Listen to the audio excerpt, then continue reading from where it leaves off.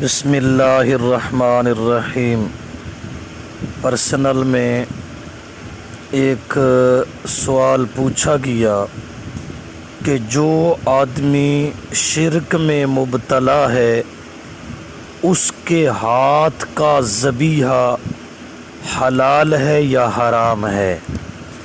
اسی طرح اگر قربانی کے بڑے جانور میں شرک کرنے والے کا حصہ رکھ دیا جائے تو کیا باقیوں کی قربانی جائز ہوگی یا نہیں ہوگی؟ اس مسئلہ میں مختلف عبارات پڑھ دیتا ہوں، امید ہے کہ سامعین بہت جلد مسئلہ کی حقیقت تک پہنچ جائیں گے۔ ایک ہے ارتداد، مرتد جس کو کہتے ہیں، اسلام سے پھرا ہوا۔ ایک زندیق ہے اور ایک ہے شرک میں مبتلا۔ جو شرک میں مبتلا ہے، دعویٰ کرتا ہے کہ میں قرآن پر ایمان رکھتا ہوں، لیکن جب قرآن کا مسئلہ آتا ہے تو تاویل فاسد کر کے قرآن کے مسئلے کو جھٹلا دیتا ہے، زندیق قرار دیا جاتا ہے۔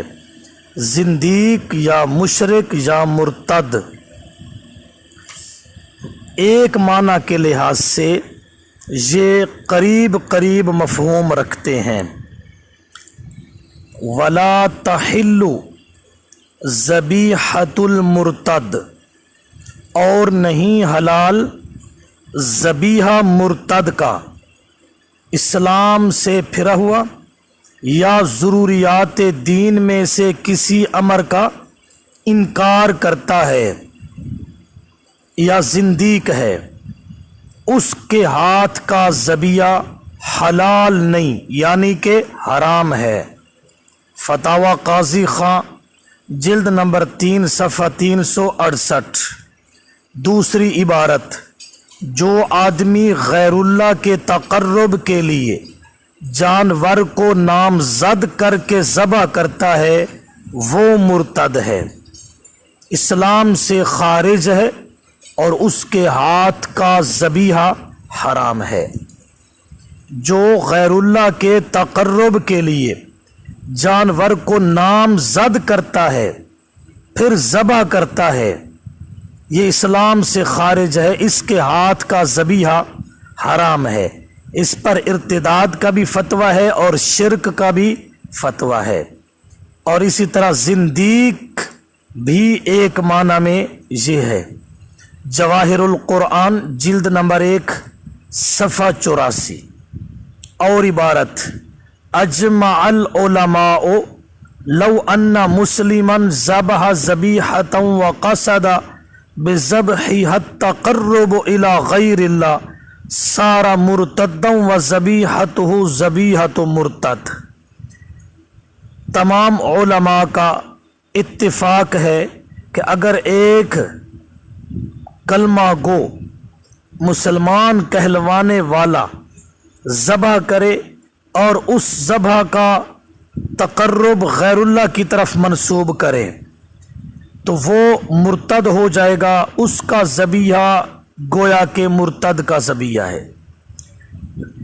غیر اللہ کے لیے جانور کو نامزد کر کے ذبح کرنا اور غیر اللہ کے تقرب کے لیے۔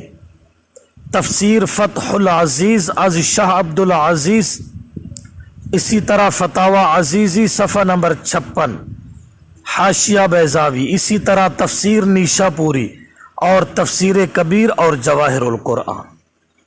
اور عبارت، قال ابو بکر لا تؤکل ذبیحۃ الرافضہ والقدریہ کما لا تؤکل ذبیحۃ المرتد مع انہ تؤکل ذبیحۃ الکتاب لأن ہؤلاء القوم یقومون مقام المرتد۔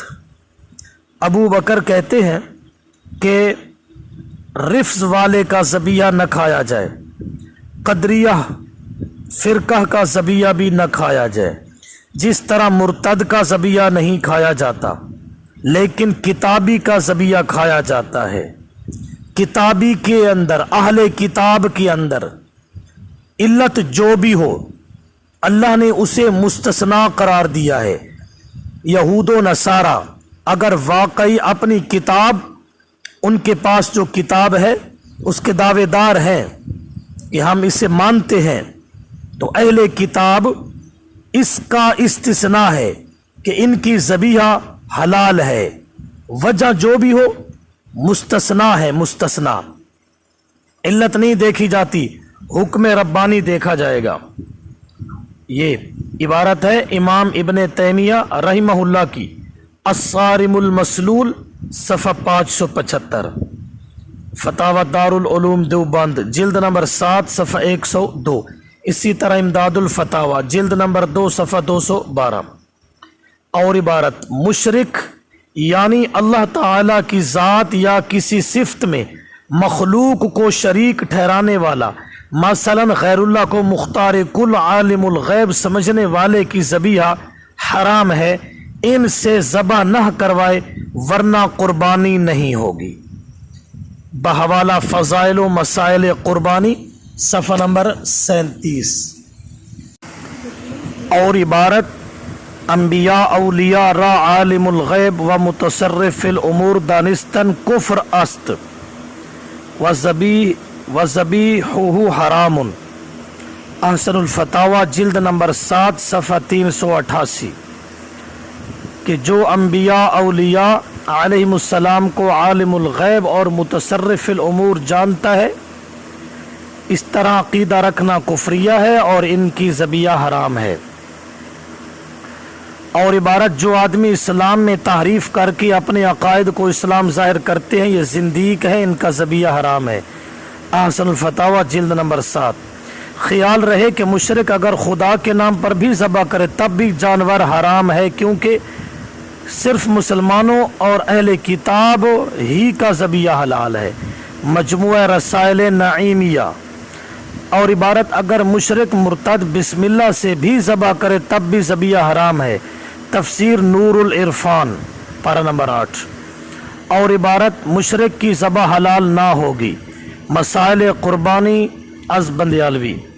اور عبارت اہل کتاب کی ذبیحہ کو استثناء حاصل ہے، علت جو بھی ہو اس کے درپے ہونے کی کیا ضرورت ہے، حکم ربانی ماننا ضروری ہے۔ بس آخر میں اہل کتاب کی مختصر تعریف، وَإِن تَدَيَّنَ بِبَعْضِ الْأَدْيَانِ وَالْكُتُبِ الْمَنْسُوخَةِ فَهُوَ الْكِتَابِ، حاشیہ خیالی صفحہ نمبر 124۔ جو منسوخہ کتب کو ماننے کا مدعی ہے صرف وہی ہی اہل کتاب کہلوائے گا۔ اور عبارت کتابی وہ ہے جو ادیان منسوخہ جیسے یہودیت و عیسائیت کا مدعی ہو، عقائد اسلام۔ اور عبارت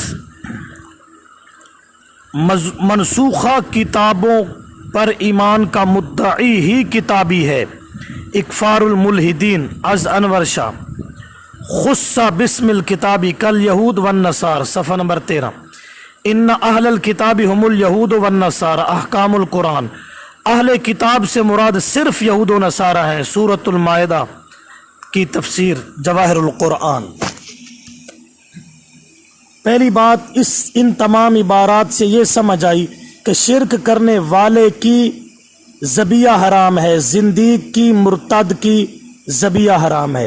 دوسری بات اگر قربانی کے حصص میں شریک ہو گیا تو سب کی قربانی بیکار ہو جائے گی، کسی کی قربانی نہیں ہوگی۔ اور تیسری بات یہ سمجھ آئی کہ یہود و نصارہ کے علاوہ کسی کو اہل کتاب کہنا یہ صاف طور پر غلط ہے۔ اہل کتاب صرف یہود و نصارہ ہیں۔ آخری بات اکثر لوگ کہتے ہیں کہ اہل کتاب میں علت کیا ہے اور وہ علت کہیں اور پائی جاتی ہے یا نہیں پائی جاتی، یہ تکلیف ہے، خواہ مخواہ اس طرح جب ان کو استثناء حاصل ہے تو ان کے اندر علت ڈھونڈنے کی کوئی وجہ نہیں کہ کس وجہ سے ان کی ذبیحہ کو حلال قرار دیا گیا، یہ وجہ نہیں ڈھونڈنی، بلکہ ان کا استثناء ہے یہود و نصارہ کا، اور اس کے علاوہ مشرکین، مرتدین یا زندیق، ان کی ذبیحہ حرام قرار دی گئی ہے۔